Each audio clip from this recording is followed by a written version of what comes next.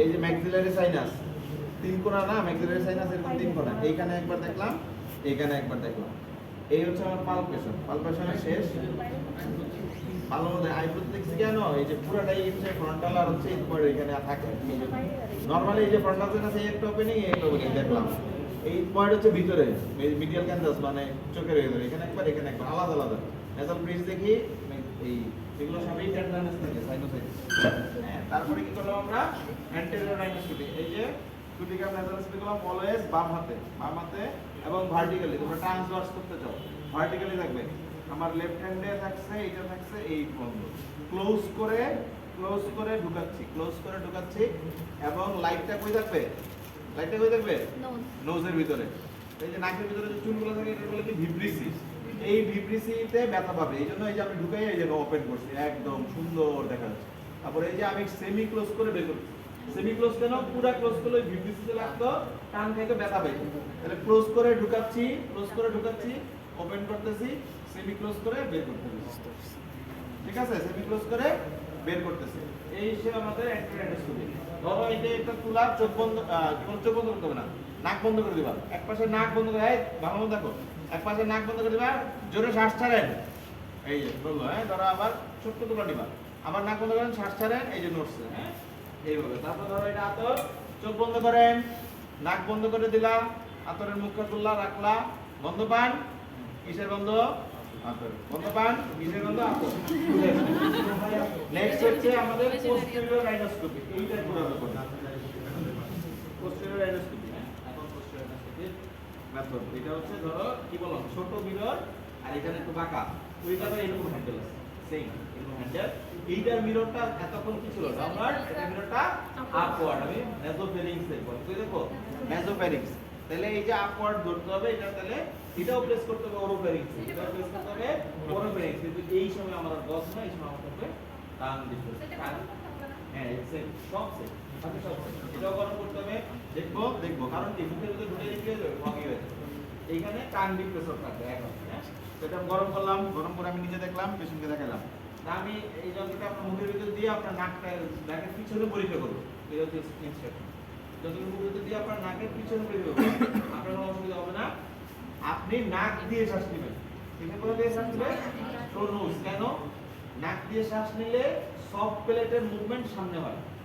নাক দিয়ে শ্বাস নিলে সফট প্লেটটা সামনে মুভ করে, তখনই আমি এটার পিছন দিয়ে দেখতে পাবো। অলওয়েজ ডান হাত। এটার নাম হচ্ছে PNS mirror, posterior nasal space mirror. Tongue depressor anterior two third of the tongue. এটা প্লেস চলে যাবে ওরোফেরিংসে, বিহাইন্ড দ্য সফট প্লেট বা ইউগুলা। বিহাইন্ড মানে ইউগুলার পিছনে যেতে হবে, কিন্তু not touching the car posterior pharyngeal wall. তো ওইখানে দিলে উপরে আপওয়ার্ড থাকবে তখন আমরা পেশেন্টকে বলবো আপনি নাক দিয়ে শ্বাস নেন। নাক দিয়ে শ্বাস নিলে আমরা কিছু স্ট্রাকচার দিতে হবে। What are the structure seen in posterior rhinoscopy. এটা হচ্ছে তোমার পোস্টেরিয়র। এটাও করা লাগবে না, এটাও করতে হবে না, অভিনয়। এটা ঢুকাইতে হবে না। এন্ড ইনডাইরেক্ট লারিঙ্গোস্কোপি আর পোস্টেরিয়র রাইনোস্কোপি করতে হয় না। ইনডাইরেক্ট লারিঙ্গোস্কোপি আর পোস্টেরিয়র রাইনোস্কোপি করতে হয় না, এটা জাস্ট কি অ্যাক্টিং। মানে এটা আমাদের অ্যাম্পিউটারের থেকে বলতে শেষ। ফাংশনাল করে এটা কি বলবা?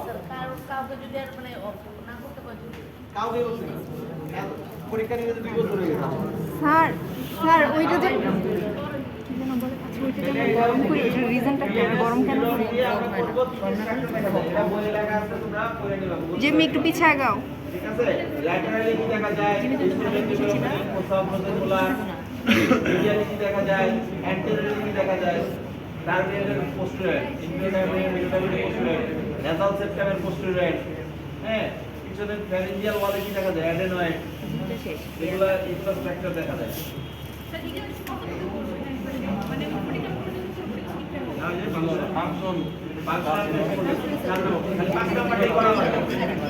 খালি 5 নাম্বারটাই করা লাগবে না।